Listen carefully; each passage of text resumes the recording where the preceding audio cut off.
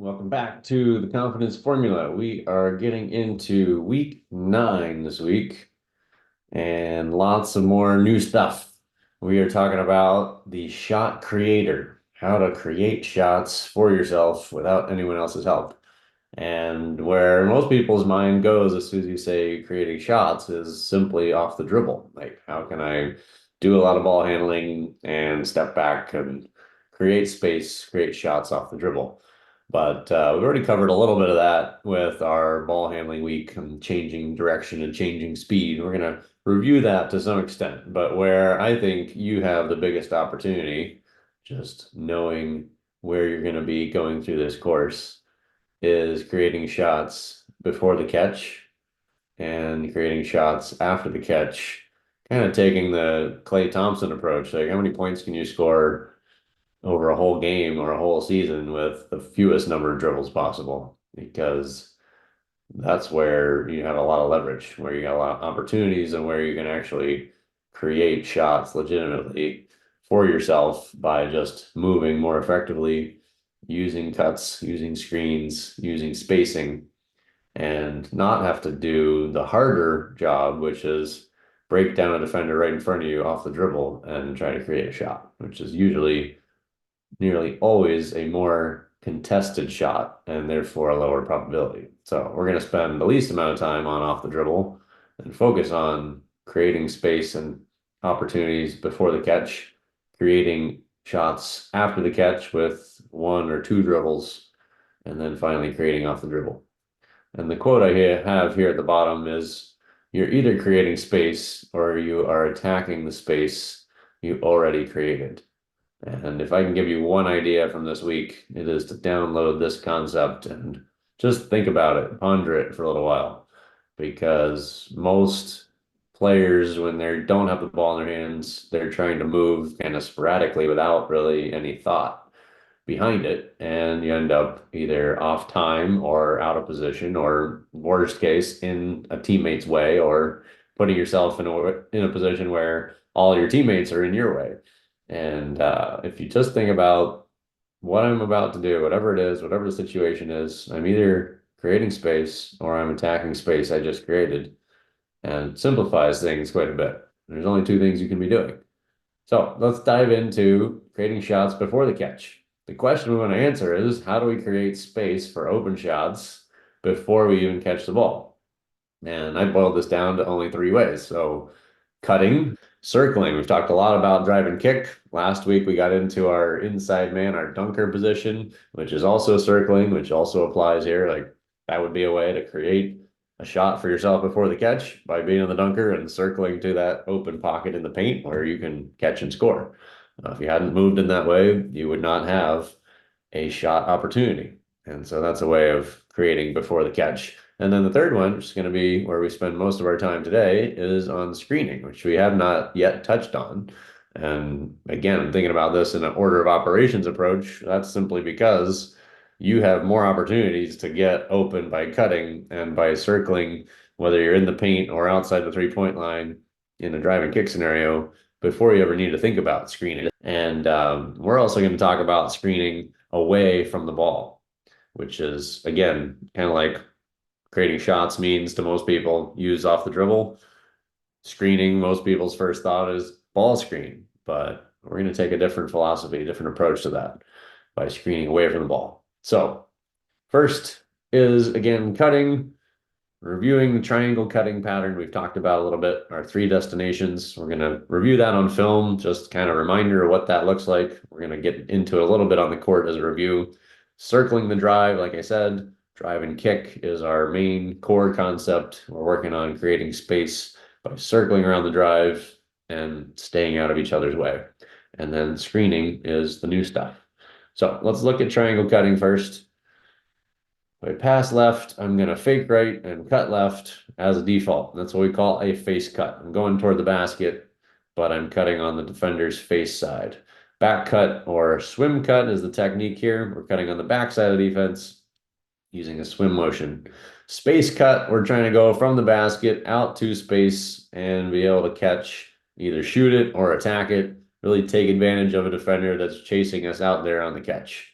And we can also jab and drive. We can do a lot of different counter moves out of that. The basic is get ready to shoot when you catch it to space. Fill cut, similar to what we've worked on before. We're running toward the ball, filling the space. We can catch and shoot. We can catch and drive. We can catch and pull up. A lot of options out of this footwork, trying to get you comfortable turning into that inside foot so that you are shot ready as soon as you touch it. And the defense has a lot harder time staying in front of you. And simply by running hard to fill that space, you have an instant advantage. Whenever you catch it, defense is not really ready to stop you. And what most players do is stop and hold before they attack. We're trying to add another layer this week of speed. When you catch it, you are in attack mode to score as soon as the ball hits your hands. And actually, I'm going to skip over showing you any film of the drive and kick because you're 9 weeks in now. You've seen enough of that. We're going to spend a little bit of time on the court for it, but I didn't want to take up any more of your video time talking about stuff you're already pretty familiar with. So, screening away from the ball, the third way of creating shots before the catch. We're going back to the rule of opposites, which so far we've only talked about in relation to our dribble handoff, really only for the last 2 weeks. So still relatively new. We haven't had that many repetitions of it. So this week is really to try to lock in that more general concept that can apply to a lot of things and show you a different way to use it in relation to a screen away from the ball. So back to the basics of rule of opposites. If you are the cutter, you have the initiative and the decision of where you're going to go.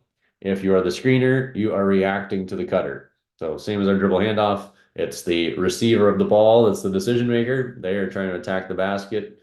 Driving in means the screener's reacting, or the delivery man, we called it on the handoff, is reacting by going out. And we're just moving to opposite space to really spread the defense out and really ensure that one of us is always open, because defense is notoriously panicked about stopping the ball. And if they don't, then we get a layup. If they do, they tend to overreact. And the screener is the one that benefits by being open. You kind of think about it like a predator. If you ever watch the Jurassic Park movie, like the T-Rex only sees movement. And that's kind of how defense is. And so the cutter that's coming off a screen away from the ball is a big eyesight attractor, eyeball attractor, right? The cutter's moving, he's moving pretty fast, he's moving at attack speed and attack angle toward the basket. He's going to attract a lot of defensive eyeballs, and therefore the screener, by moving to the opposite space, has a lot of opportunities to get really open shots and create a lot of good offense. So we're going to show you on film 4 different actions you can do as the cutter, how to get open, again, how to create shots for yourself before you even catch it. And then as a screener, reacting to the cutter, how to move in opposite spaces 4 different ways and create a shot for yourself. And then we also have one that's called a slip, which is in the screener's control. It's basically pre-screen, you're going to cut to the basket. It's like faking a screen and then going to the basket. There's often a hole in the defense where you can exploit that and, again, create some shots for yourself. So first option, coming off a screen away from the ball, is what we call a straight cut. We're just going straight toward the ball, same as our fill cut we just did a minute ago, and we're turning that into a catch. Second one is called a curl cut. We're wrapping around our screener back to the basket, and we can catch and finish a bunch of different ways. Next one is our back cut. I'm stepping in, setting up my defender. I'm going to set up as if I'm going around the outside, and then I'm back cutting. So we're doing a 1, 1, 2, 3, cha-cha-cha, and then back cut. You can also use the swim cut arm movement here to really put your defender behind you. Is our flare. We're coming up and then stepping out behind the screen. This is when the defense goes underneath. So they come on the ball side. We're popping out away from them. And then for the screener, we're going through each of the same options. If the back cutter goes in, we are popping out, and simply reverse pivot, face the ball to open gives us the best chance of getting the ball early. On a curl cut, cutter's going around behind our back to the basket. We call this a spiral as the screener action. I'm coming to the outside to space, spiraling away from the basket. And then if our cutter goes to the flare, he pushes off to the outside. We're going to dive in toward the basket.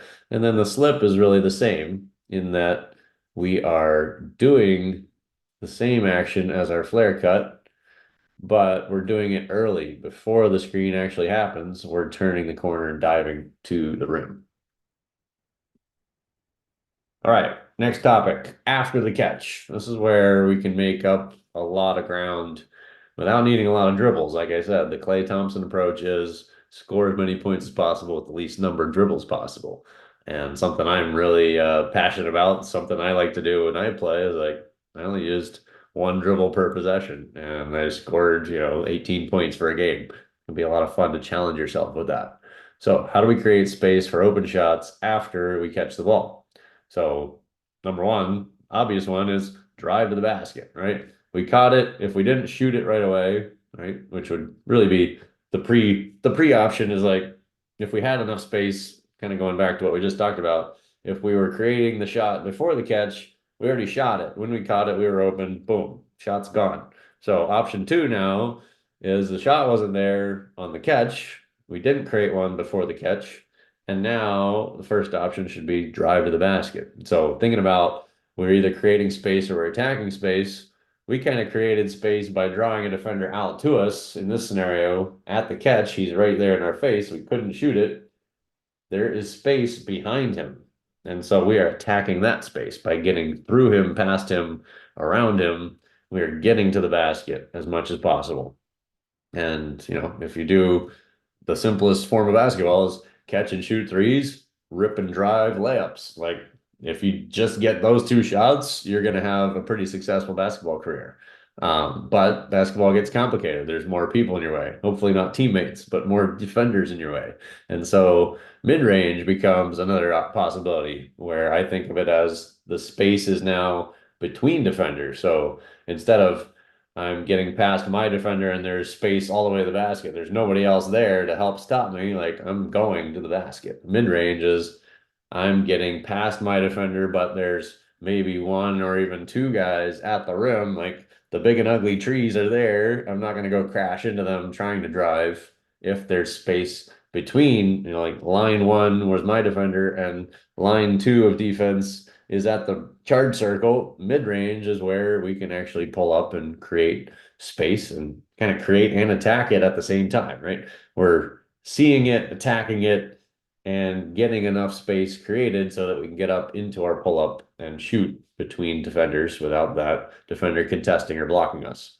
And then the third option is the three-point line, actually what we call a stay behind three-point shot. So again, it's not off the catch because that opportunity was already passed, but creating space on the front side of the defender. If the defender's back is to the basket, that's how I think about it. Behind the defender is behind their back, like to the layup.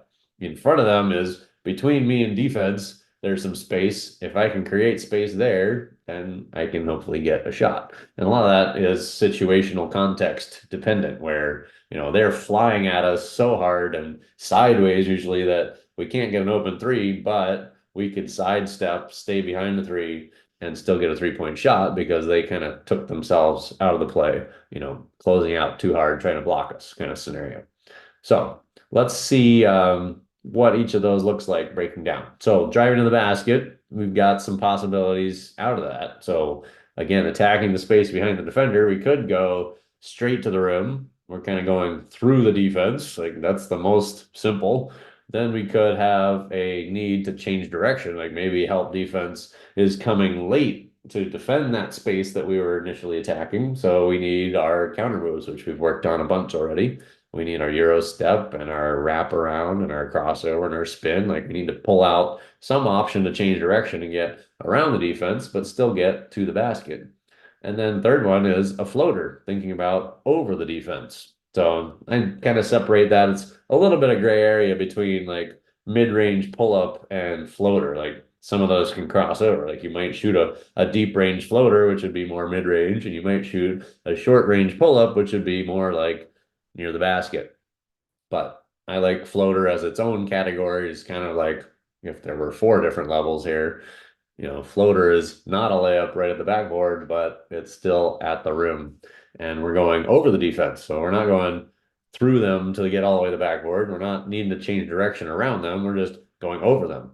And very useful tool to have as a way to create a shot after a catch. And again, with limited dribbles, usually one, maybe two to get to a floater. And you can be very effective with that. Next is mid-range. So I think about this as a couple different ways to do this again. So we're creating space between two lines of defense. A one dribble pull-up would be, again, the most simple, probably the most consistent, and therefore the highest probability, highest percentage shot you're going to get in this category. Second would be a two dribble pull-up, which we've worked on a little bit as part of our change of speed ball handling week, right? Attack with some speed, hesitate, and then a second dribble pull-up. And we can do that straight, or we can do that as a crossover. And again, create space for ourselves to get a shot off pretty effectively. New one we're going to talk about is really another finish, but typically from deeper range. And so why I put that one in the mid-range category is we're taking it off our second step where we normally attack dribble plus second step plus third step before we jumped. We're going to attack dribble jump. So second step floater is very effective to get up and over defense quickly and kind of catch a defender off guard. And then the third one is, again, 3-point, staying behind the three, creating space in front of the defender. So we could shoot it on the catch, right? We talked about that as the obvious one, kind of more connected to creating that shot before we caught it in order to have that. So attacking the space we had already created.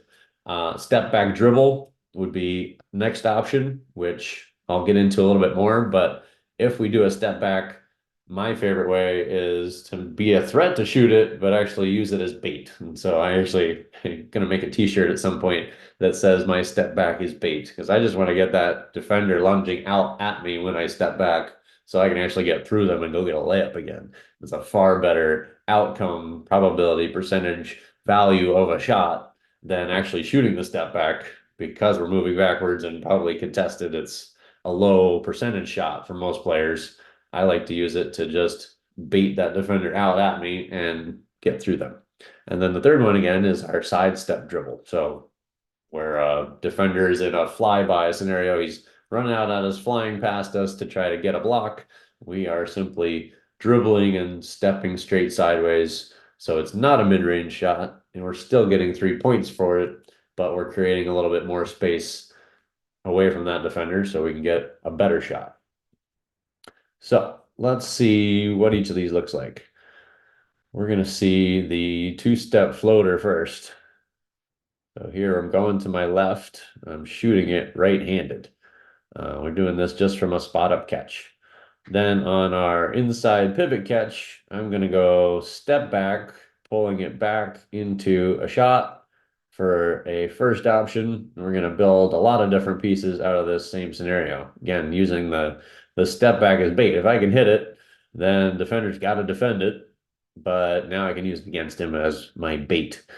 And so we're going to show here step back and then cross over into pull up, again, creating and then attacking space, which I think is really what I'm arriving at is the reason why creating shots off the dribble is so popularized, is that we're doing both of the factors that I brought up, which is creating and attacking space almost simultaneously. Like you can create a little bit of space with a step back, you can attack that space right away, and suddenly you've created multiple decisions a defender has to make to keep up with you and create space. So we're showing step back to crossover, step back to in and out.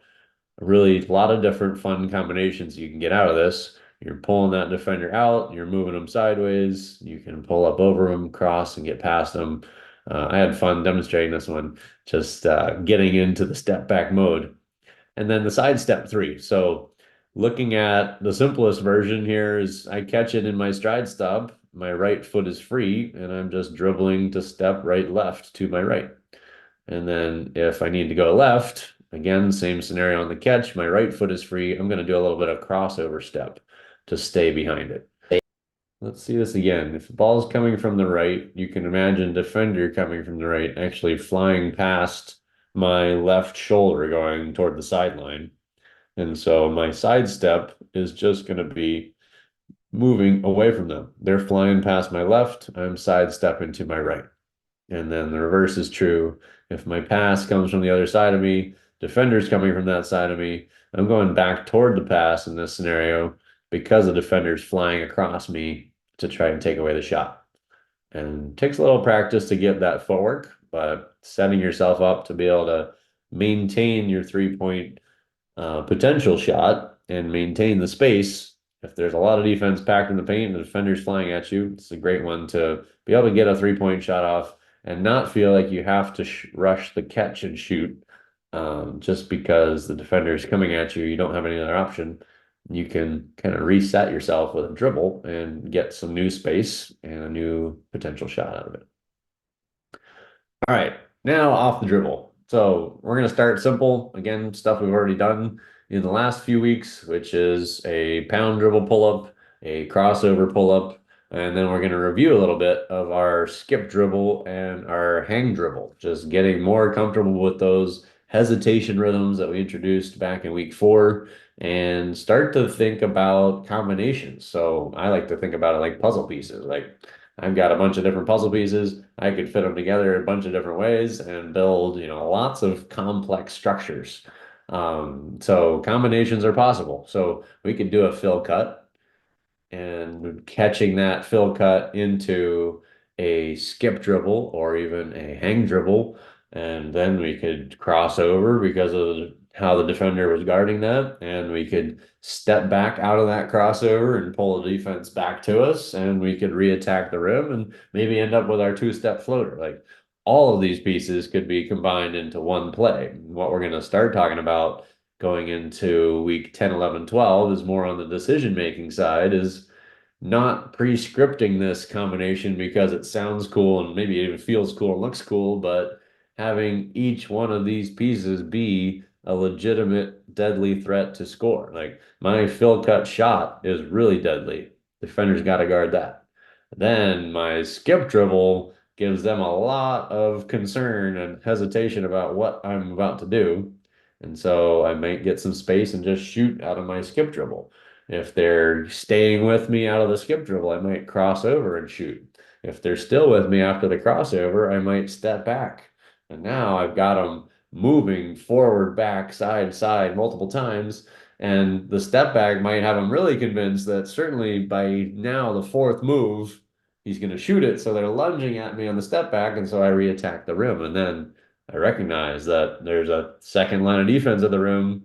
And so instead of getting all the way into traffic, I'm shooting my 2-step floater early where I've created some space.